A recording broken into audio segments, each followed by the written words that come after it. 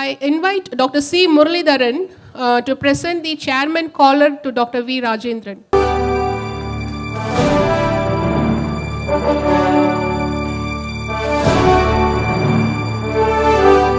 Now Dr. M. Shanmugavelu sir will be reading the citation for the oration. Respected Dr. Rajendran, Chairman, RSSD Tamil Nadu State Chapter, co-faculty members, senior doctors, my doctor friends, it's my unique privilege, happiness and honor to read about the citation on Dr. V. Rajendran, Chairman, RSSD Tamil Nadu State Chapter. He is a distinguished medical professional who graduated from Coimbatore Medical College in 1990, completed his MD in General Medicine in 1996, and further specialized with the DDiab in 2000. His academic background laid a strong foundation for his career in diabetes care. He served as an assistant professor at PSG Medical College and was the chief diabetologist at Sri Ramakrishna Hospital from 2000 to 2014. During this time, he played pivotal role in advancing diabetes care and was actively involved in clinical trials, notably for glimepiride and gliptins. His contributions to the field have significantly impacted patients' management and treatment options.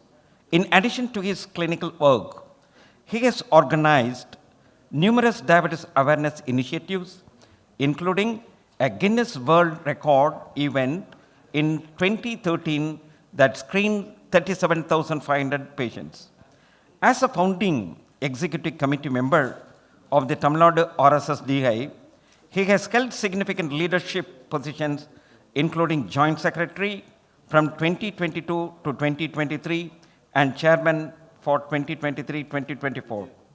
His commitment to improving diabetes management and education in the community is evident through his extensive involvement and leadership in various initiatives.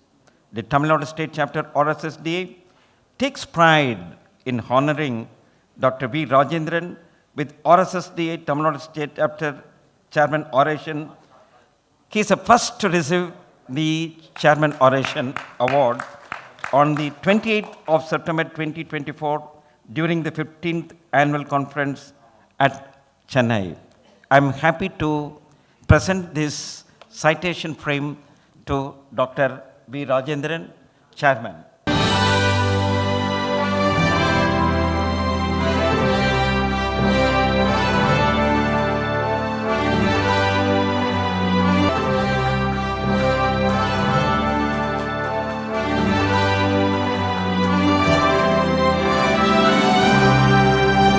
Dr. D. Selvaraj will endow the orator with a shield.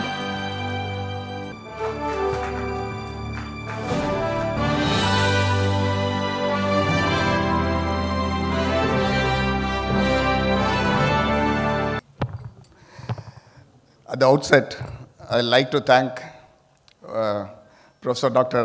Anand Moses. I think he was instrumental in giving me this privilege of chairman's oration. Sometimes it is accident or a random incident that some people get a lot of privilege. And this time, I think I've been lucky enough to get that privilege to be the first to start this chairman's oration and the dinner being named as chairman's dinner. Thank you, Dr. Anand Moses, sir. Thanks, Dr. Shanmugam, Dr. Vijay Visanan, and the team for giving me this opportunity. So when I was asking the scientific committee chairman, what should I talk about? He told me you have to talk, it will be good if you can talk about something what you have done over the years. So when I could recollect, it was mainly patient education. Patient education over the past 3 decades, extensive patient education camps. We used to have a lot of posters, displays, screening, skits, and even a docudrama with Kamal Hassan's elder brother, Charu Hassan, Thalaivarsal Vijay, S.V. Segar. You can see it in the YouTube. You'll be surprised that we have done so much work. But all those things today are not relevant after the information education and communication has started through mobile gadgets, Facebook, Instagram. So the next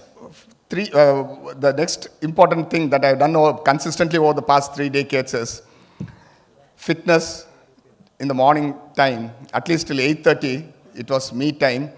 And it was not always very religious or what you call structured program, but trust me, it was a sincere program. Sometimes if it is not fitness, it was just coffee with friends and smile. So with this, let me have some disclosures. Some concepts in this talk are based on scientific studies.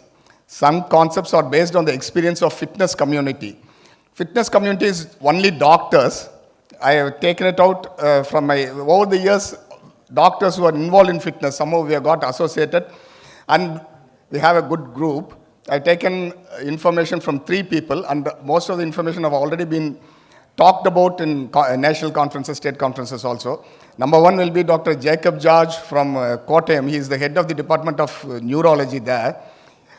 Number 2 will be Dr. Manohar, whose qualification is MD General Medicine and triple MRCP consultant physician of Manipal Hospital.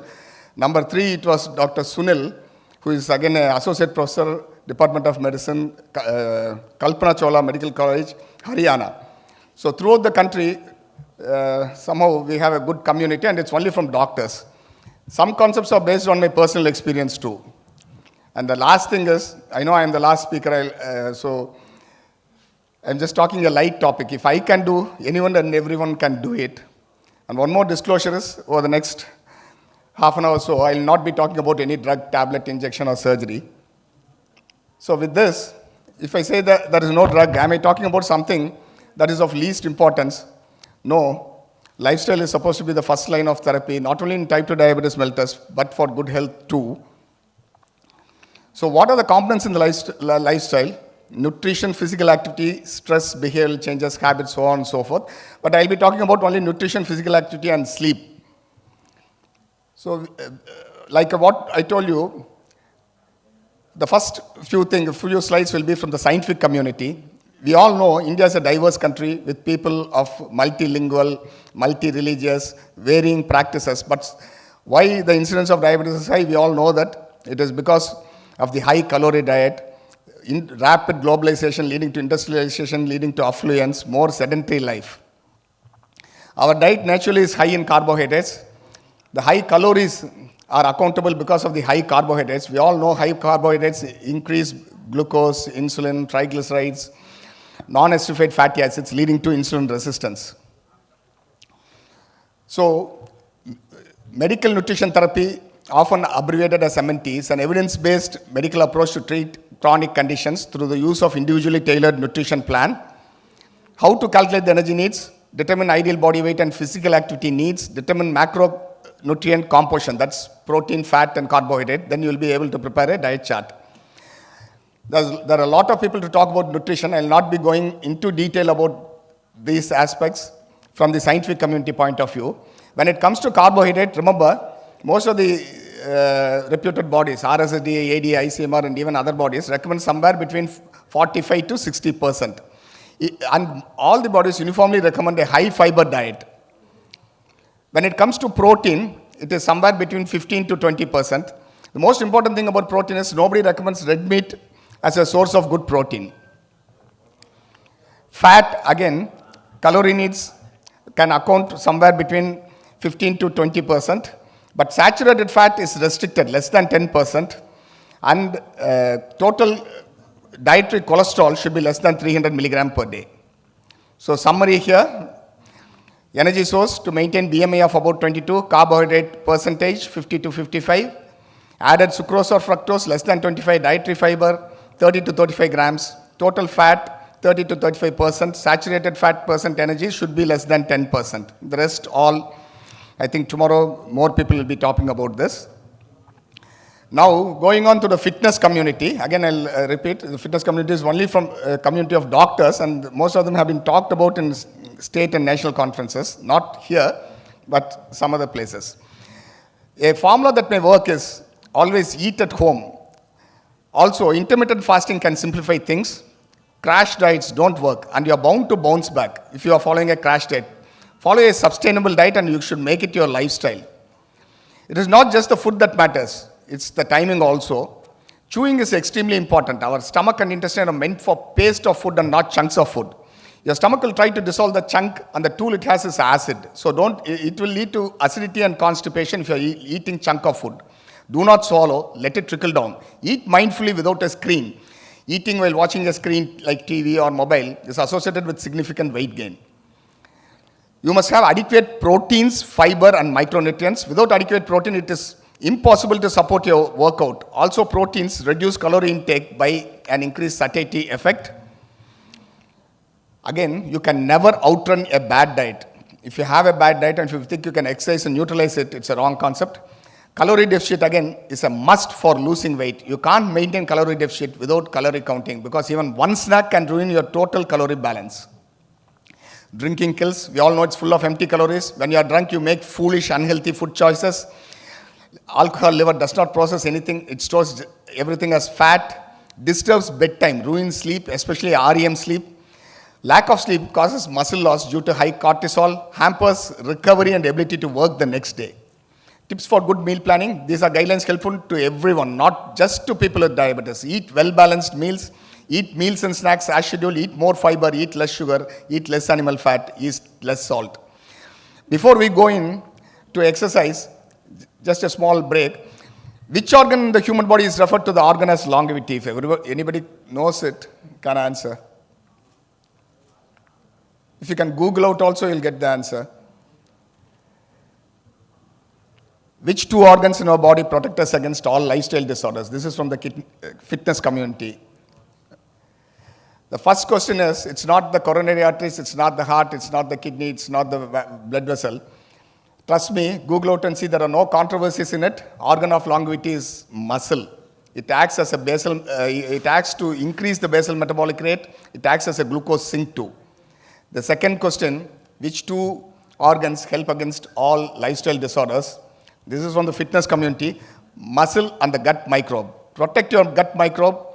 Dietary fiber is the key.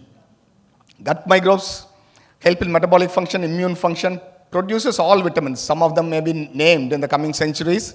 It synthesizes all amino acid, which is a surprise. We know animal protein is a complete protein with all essential amino acids. Plant protein, especially leucine, isoleucine, valine, it's deficient. But if you see, many sports personalities, many people who have excelled in sports, many of the bodybuilders by themselves are vegans. How is it possible? Especially if you can take Arnold Schwarzenegger, who is a vegan. So where did these essential amino acids come from? The answer is in the gut microbe. The gut-brain axis. It integrates neural, hormonal, and immunological signaling between the gut and the brain. See, the main protective factor for gut microbes is fiber. For a man, the recommended fiber is around 35 grams per day, and for a woman, it is around 25 grams per day. So usually we are taught in the school and in the colleges that if you eat a lot of fruits and vegetables, especially raw as such, there is a lot of fiber. Most of the fruits and vegetables, even if you take 100 grams, it's less than 5 grams except avocado. The next will be nuts. Yes, they have a higher protein than higher fiber than this. Then rice, white rice and brown rice, which is much hyped up. The difference is just 0.4 and 3 grams.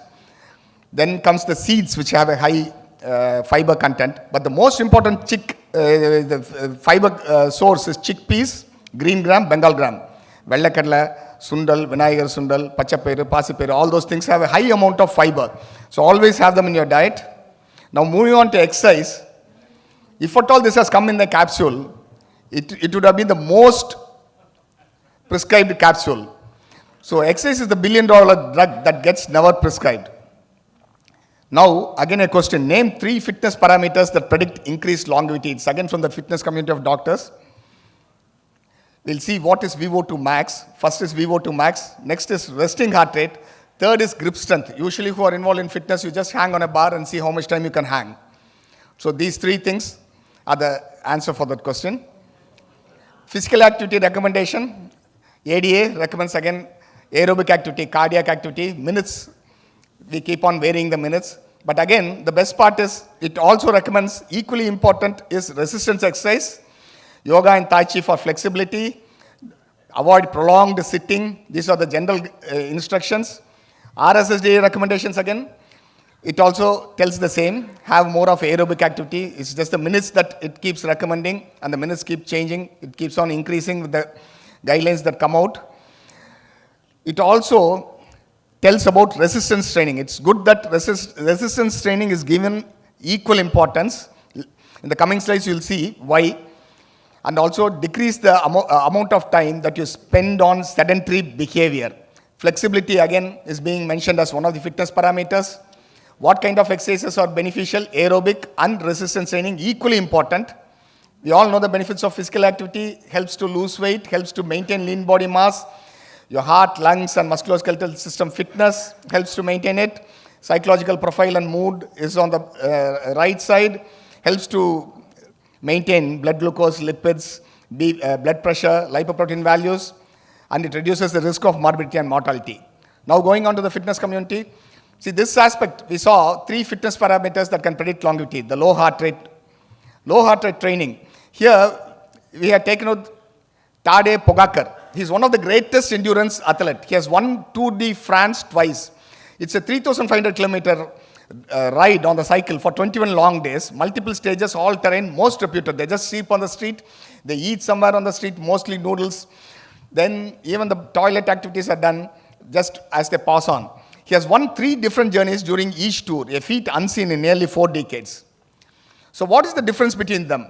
The left side, you see a fat man. Fat is energy. He has a lot of fat, but he cannot even drive 10%, he cannot even drive 350 kilometers. Whereas on the right, you see a lean man. He doesn't have fat, the energy source, but he is able to drive 3,500 kilometers. How is it possible? The answer lies in mitochondria, the energy powerhouse of every cell.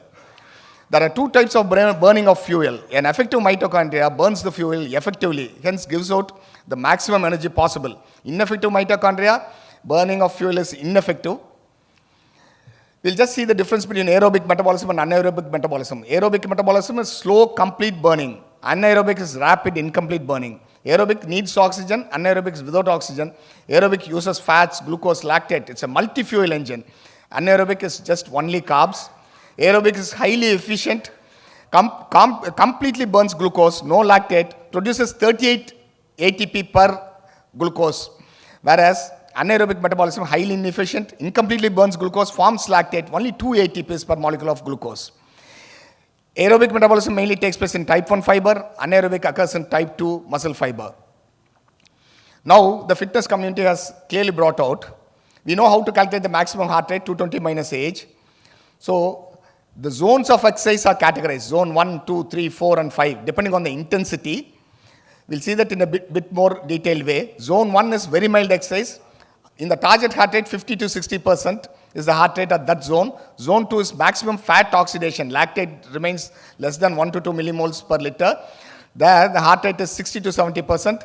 Fat oxidation is less, carbohydrate burning starts, and lactate starts accumulating. That's zone 3. 70 to 80%. Zone 4 is very high intensity exercise, 80 to 90%. Zone 5, maximum capacity, it's only possible for a short time. It's almost reaching 100% of your target heart rate. As intensity increases, your burning of fuel moves from aerobic to anaerobic. From fat as an energy source moves towards carbohydrate, lactate rises. Everyone fat of it follows the same pattern. But fat people shift to zone 3 very soon. Fit people enter zone 3 very late. Again, the coach of this Tadej Pogačar, San Milan, he compared the intensity at which lactate levels start rising. Elite athletes on the graph is given as diamond in the graph, moderately fit as square, and triangle are the unfit people. If you see the graph, lactate starts rising very late in the fit people, that's the lowest. And in the triangle who are unfit, it starts rising very early, even with a small effort. In extremely fit people, lactate does not rise greater than 2 till very high intensity is maintained. In moderately fit people, lactate rises at moderate exercise. Unfit people, lactate rises very early. Even the baseline lactate is sometimes very high. Fitter you are, later your lactate rises even while burning carbs. They burn carbs aerobically. Even when they burn carbs anaerobically, they can clear this lactate due to increased lactate transport from cytoplasm to mitochondria. The transport is greater in people who are fit. From type 2 muscle fiber, the lactate leaks out into type 1 fiber, where the lactate is used up. So blood lactate does not rise parallel to carbohydrate burning. Again, to summarize this aspect, at rest, unfit person high lactate, fit person low lactate. Light exercise, unfit person can use very little fat, mostly carbohydrate. Fit person mostly uses fat. Moderate exercise can use fat, can't use fat, only carbohydrates. Fit person mostly fat. Heavy exercise starts using carbohydrate, lactate generated for the fit person, but able to use lactate also. So lactate does not rise. Ultimately, very high, the maximum possible exercise, unfit person cannot do. In a fit person also, lactate starts rising. At that point, he gets tired and stops. This is just to say, there is, for a person stranded in the sea, there is water everywhere, but not a drop to drink. For a fat person, he has full of fat, which is energy, but cannot use. Now, we saw the various zones. How to recognize you are in zone 2, the best zone recommended for aerobic activity and improve your aerobic capacity. Lab methods are not practical. Practical method, rate of perceived exertion and heart rate are the two methods. What is rate of perceived exertion? It's a subjective assessment. The subject has to assess himself or herself. Zone 1 is minimal effort. He's able to converse comfortably. Even if he talks on the phone, you'll not be able to recognize that he's on his exercise program. Zone 2, he's able to talk in full sentence but not comfortably. While on the phone, other person knows that you are exercising. Breathing through nose, little faster than usual but not breathless. Zone 3, unable to talk in full sentences. Heart rate method, as I already told you, 220 minus age, and depending on the heart rate, you will be able to know whether you are in zone 1, 2, 3, 4 or 5. Rate of perceived exertion is more accurate, but heart rate is easy to follow continuously on a watch. Usually smartwatch will calculate and adjust for you. Calibrate with rate of perceived exertion from time to time and follow the heart rate and try to maintain yourself in zone 2. This is just again to show what is zone 2 and reinforce it. On the left side, you see normal life and zone 2's life on the right side, who is happy. Normal life, one day all of a sudden you get sick of being unfit, decide to get fit. You go to the park, run with full josh, run with full force. Your body is not adapted. You have a high risk of injury. Recovery time is long. Injuries give prolonged breaks. Many permanently discontinue their exercise program. How to start zone 2? Start slow jogging, which is a good option. What is exercise life in zone 2? Gradual adaptation of heart, lungs, joints, tendons and muscles. You have to maintain the heart rate within zone 2. So see that it does not exceed your capacity. As your capacity increases, you start running faster at same heart rate. There is less or no recovery time. You can do it daily. No breaks due to tiredness or injuries. Intense exercise is not only stressful for your body, but it's also stressful for your mind. While zone 2 is pleasurable, you are happy and full of joy before, daily and during and after exercise in zone 2. Your body is busy, but your mind is free. It gives you free time to reflect on your life and life's issue. Meditation-like experience, it's a stress buster, brain-derived neuronal factor release. It improves cognition and prevents dementia. You look forward to your coming workout and you're not afraid of it. It's a pleasurable time of your day. Intense activity leaves you exhausted, so you have little energy left for your family and other affairs. You stop all activities and ultimately learn less calories. You tend to overeat because you feel you have earned it and you may gain weight. So what is the dose of zone 2, frequency and duration? This is just a rough idea. At least do it 3 to 4 times a week. It is better if you can manage all the days of a week. Duration, start with 30 minutes or even 20 minutes. Slowly increase it. You must balance it with strength training too. Problems with those who are already running. Some of you might already be running. Once you start slowing down, it's painful to slow down. Pace decreases initially. You might find it shameful to post it on Starva, Runkeeper or any other app because it will be, you have to kill your ego for long-term benefits. Remember, Tadej Pogacar and world-class sprinters spent 80% of time on zone 2. Don't worry about speed, it will gradually increase. Keep your heart rate and time on the watch. Zone 2 training for beginners and advanced athletes. You can read the book by Floris Gehrman. Zone 1, active recovery, not useless, better for recovery than taking rest. Zone 3 and 4, neither low enough to increase your aerobic capacity or neither is hard enough for anaerobic capacity to improve. The cost-benefit ratio, recovery time is more, not much useful for general fitness or longevity, but essential for serious runners, like those who run half marathons and marathons. One another book I can suggest you is Run Less, Run Faster. Now we were seeing the other parameter. Apart from for longevity, the VO2 max. It's the amount of oxygen that one can consume in 1 minute. Most important factor deciding quality and quantity of life. VO2 max is maybe equal to your ability to enjoy your life. It's your VO2 max and not your age which determines your functionality and hence quality of life. If you prevent VO2 max decline, you can maintain your functionality, independence and quality of life. See the mortality. If it is VO2 max is it just correlates with your fitness. If you are in the top 3%, your mortality, compared to mortality, is very less or almost negligible. But when you start moving down, the mortality rate increases very drastically. How to improve your VO2 max? Increase your zone 5 and zone 2 activity, which will increase your ability to supply oxygen, make your lung and heart more powerful. Zone 5, it's only after you build a good aerobic base for a few months, it improves lactate handling, builds VO2 max and speed. You can use it, you can start with a slow, once in a week option, do zone 5 for 4 minutes, take rest for 4 minutes, do it at least 4 to 6 sets. Option 2 is 5 to 10 minutes daily after your regular zone 2 exercise. This is from Tade Pogacar. His training schedule, it was 20% anaerobic, that's 20% zone 5. The rest 80% was in the zone 2. How to measure VO2 max? Smartwatches, Apple, Garmin, all those things help you measure VO2 max without much effort. What gets measured gets improved too. This is just the VO2 max. As you can see, men, women, how VO2 max decreases with age and with fitness. This is just to have an idea.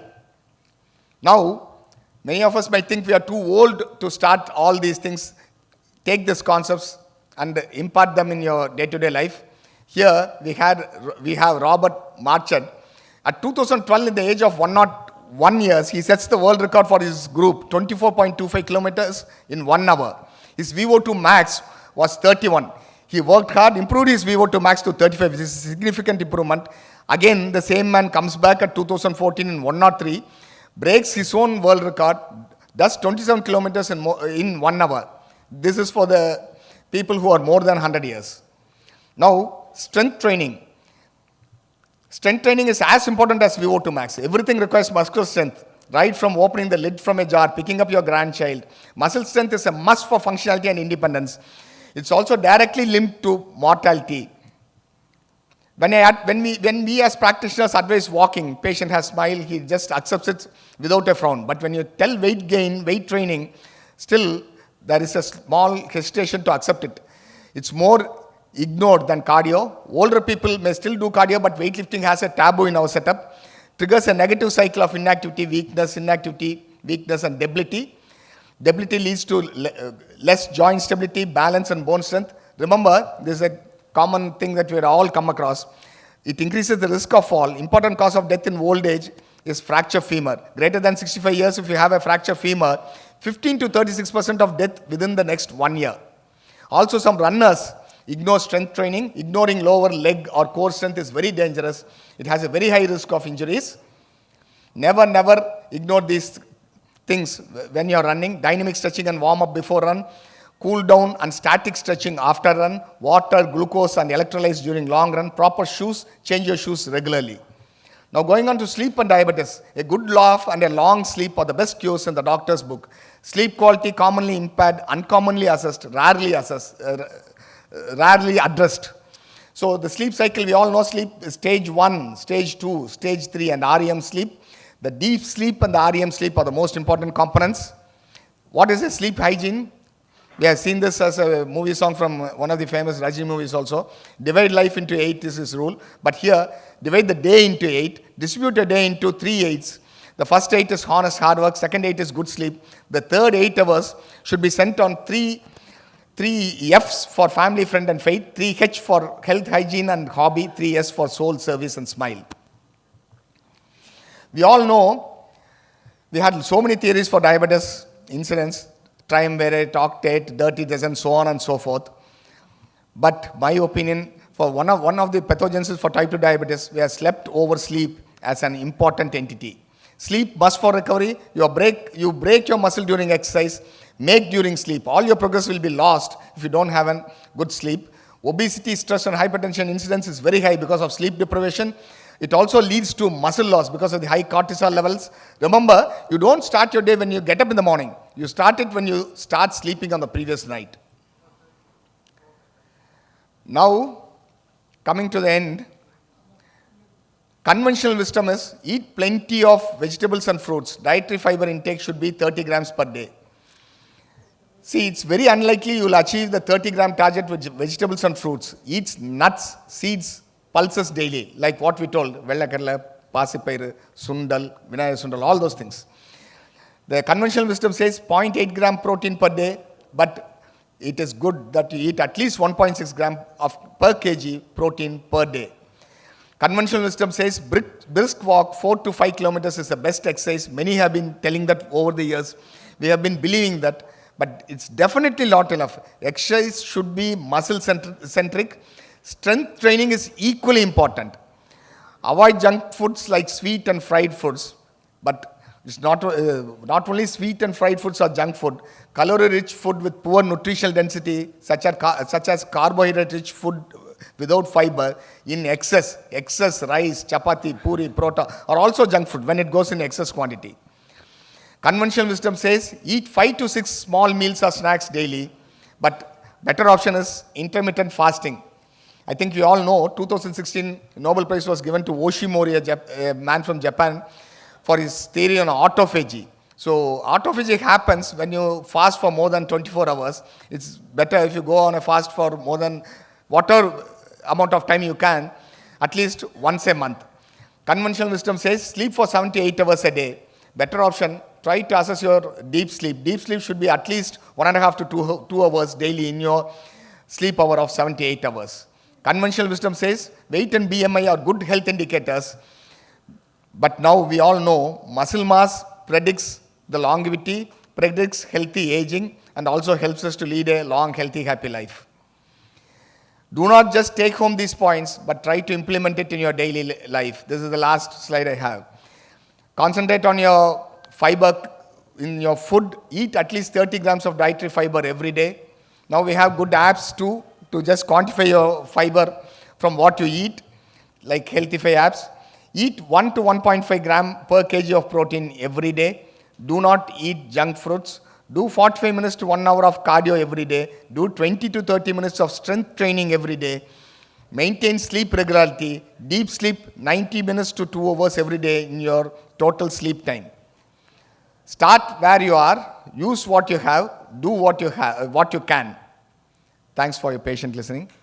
Lifestyle management, starting from diet, exercise, and sleep. An excellent talk we had.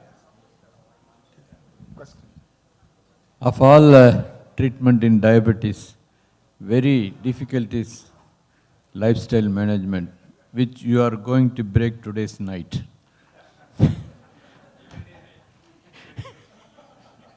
Normally, we don't allow any questions in oration, but our chairman is a generous man. He has allowed questions.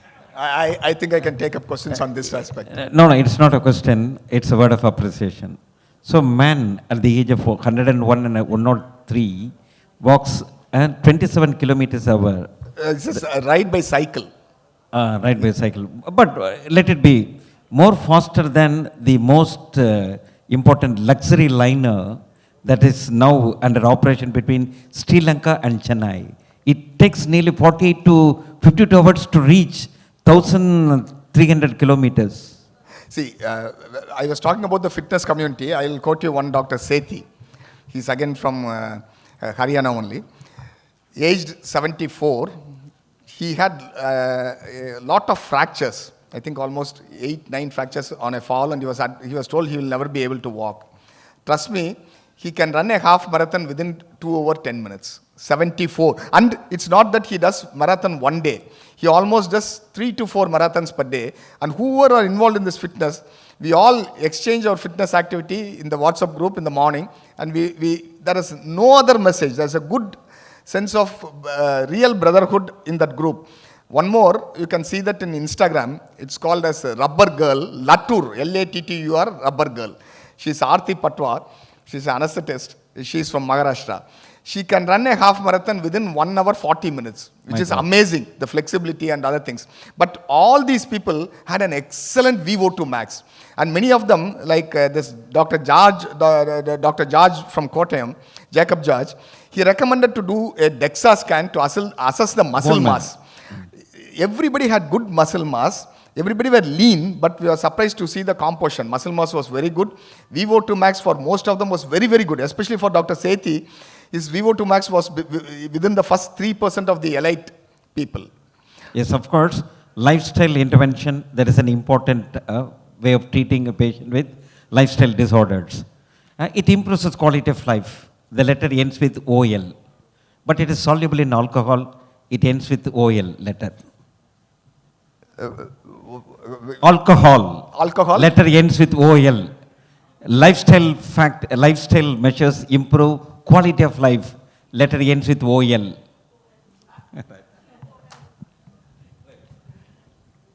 Thank you very much, sir, for your wonderful oration and for the patient hearing of the audience. Thank you, sir. Thank you, sir. Thank you. Thank you, Dr. V. Rajendran and the chairpersons. We all can now break for the chairman gala dinner.